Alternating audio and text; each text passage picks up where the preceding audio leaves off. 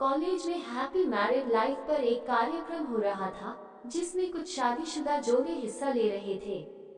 जिस समय प्रोफेसर मंच पर आए उन्होंने नोट किया कि सभी पति पत्नी शादी पर जोक कर हंस रहे थे। ये देखकर प्रोफेसर ने कहा कि चलो पहले एक गेम खेलते हैं, उसके बाद अपने विषय पर बातें करेंगे।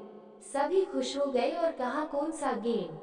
प्रोफेसर ने एक मैरिड लड़की को खड़ा किया और कहा कि तुम ब्लैक बोर्ड पे ऐसे 25-30 लोगों के नाम लिखो जो तुम्हें सबसे अधिक प्यारे हों। लड़की ने पहले तो अपने परिवार के लोगों के नाम लिखे, फिर अपने सगे संबंधी, दोस्तों, पड़ोसी और सहकर्मियों के नाम लिख दिए।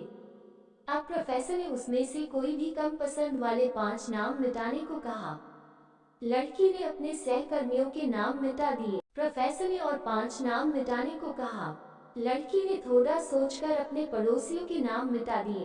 अब प्रोफेसर ने और 10 नाम मिटाने को कहा। लड़की ने अपने सगे संबंधी और दोस्तों के नाम मिटा दिए। अब बोर्ड पर सिर्फ 4 नाम बचे थे जो उसके मम्मी पापा, पति और बच्चे का नाम था। अब प्रोफेसर ने कहा इसमें से और 2 नाम मिटा दो। लड़की असमंजस में पड़ गई। बहुत सोचने के बाद बहुत दुखी होते हुए उसने अपने मम्मी पापा का नाम मिटा दिया। सभी लोग स्तब्ध और शांत थे क्योंकि वो जानते थे कि ये गेम सिर्फ वो लड़की ही नहीं खेल रही थी, उनके दिमाग में भी यही सब चल रहा था। अब सिर्फ 2 ही नाम बचे थे, पति और बेटे का। प्रोफेसर ने कहा और एक नाम मिटा दो। लड़की अब सहमी सी रह गई। बहुत सोचने के बाद रोते हुए अपने बेटे का नाम काट दिया। प्रोफेसर ने उस लड़की से कहा तुम अपनी जगह पर जाकर बैठ जाओ और सभी की तरफ गौर से देखा और पूछा क्या कोई बता सकता है कि ऐसा क्यों हुआ कि सिर्फ पति का ही नाम बोर्ड पर रह गया।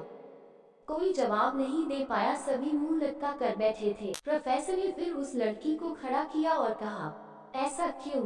जिसने तुम्हें जन्म दिया और पाल पोस कर इतना बड़ा किया उनका नाम तुमने मिटा दिया, और तुमने अपनी कोख से जिस बच्चे को जन्म दिया उसका भी नाम तुमने मिटा दिया। लड़की ने जवाब दिया कि अब मम्मी पापा बूढ़े हो चुके हैं, कुछ साल के बाद वो मुझे और इस दुनिया को छोड़ के चले जाएंगे।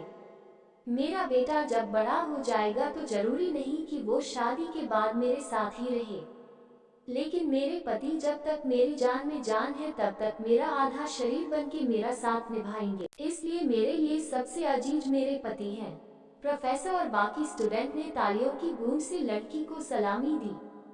प्रोफेसर ने कहा तुमने बिल्कुल सही कहा कि तुम और सभी के बिना रह सकती हो, पर अपने आधे अंग अर्थात अपने पति के बिना नहीं रह सकती। मजाक मस्ती तक तो ठीक है, पर हर इंसान का अपना जीवन साथी ही उसको सबसे ज्यादा अजीज होता है।